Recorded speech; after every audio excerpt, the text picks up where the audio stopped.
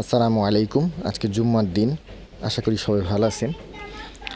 আমি মসজিদের মিনার দেখতে দেখতে ছোট্ট একটি গল্প বলবো।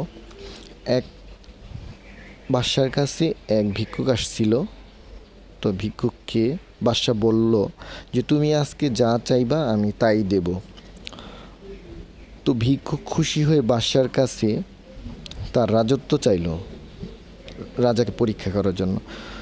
তো রাজা বললে যে এই বাদশাহী তো তুমি পাবা না, তোমাকে আবার আমি সুযোগ দিলাম, তুমি আবার আমার কাছে চাও।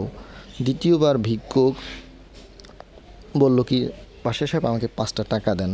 এবারও রাজা সাহেব বললেন যে না, আমি তোমাকে 5 টাকা দিতে পারবো না। এখন তৃতীয়বার তাকে বললেন যে তুমি বলো যে কিসের জন্য আমি 2বার না করলাম। এখন ভিক্ষুকও জানতে চাইলো যে হ্যাঁ বলেন।